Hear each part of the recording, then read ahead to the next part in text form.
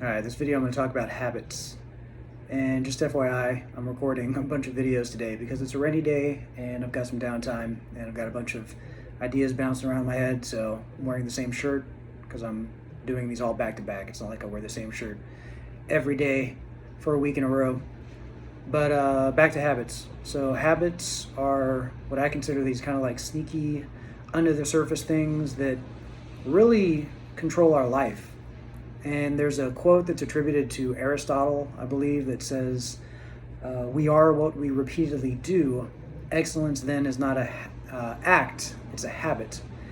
And that was attributed to Aristotle. I don't really know if it's from him or not, but that really is true. Almost everything that we do, is really based in our automatic habits. These are things that we've probably done numerous times without even realizing it because our brain likes doing things on autopilot.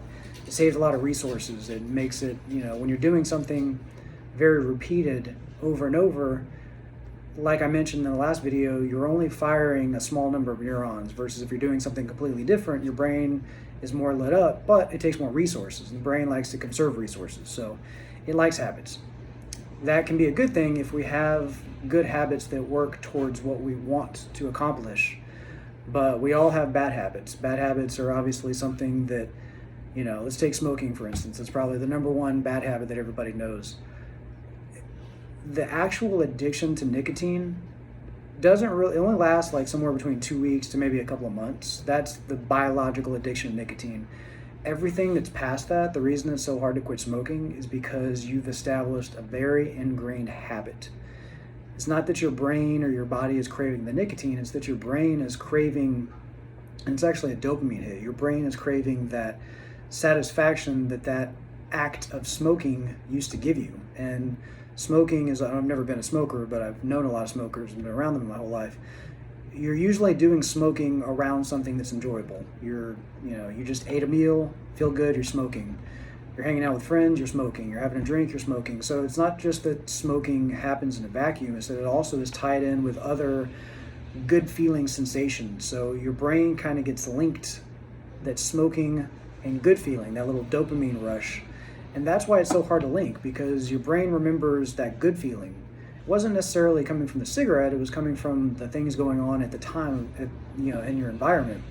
And it's really hard to break that habit because you're basically telling yourself, I don't want you to feel good anymore. So the best way to get out of a bad habit and get into a new habit that's good is to find something else that's rewarding and do that instead. And that can be a long video on, more specific ways that you can do that, but just know that all of our habits are geared to that reward dopamine hit. That's the people that make smartphones and social media, they know this very well. That's why they've engineered the technology to give you little dopamine hits in the way of notifications when you have a message, or maybe the color scheme or whatever. There's a lot of interesting neurology, but just know that the people that are making the technologies that we use every day know very well about this habit dopamine circuitry. So I guess, one usable item that you can do to make that work in your favor is that if you're trying to, say, start a new good habit of exercise or eating well, make sure that new habit is tied into something that will make you feel good too. Not everybody loves the feeling of exercise, especially in the beginning. But if you exercise and say you reward yourself with something that does make you feel good, that is going to make it more likely to make it an ingrained habit. The other thing you can do is, I think Dee Dee sees a squirrel. The other thing you can do is create an environment that makes whatever habit you're trying to establish easier. A lot of people totally undervalue the importance of our environments for controlling our habits. Like if you're trying to eat better, don't put snack food or candy out where it's easy to see, because that's going to be a very easy trigger to create the habit of grabbing that whenever you're bored or hungry or whatever. So put some fruit or something healthier out. I think that's all I got for today. I think I had more, but I'm losing my train of thought now that Dee Dee is yelling at squirrels outside. So that's it for today. I'm probably going to record another video, so hope you like the shirt. Take care, y'all.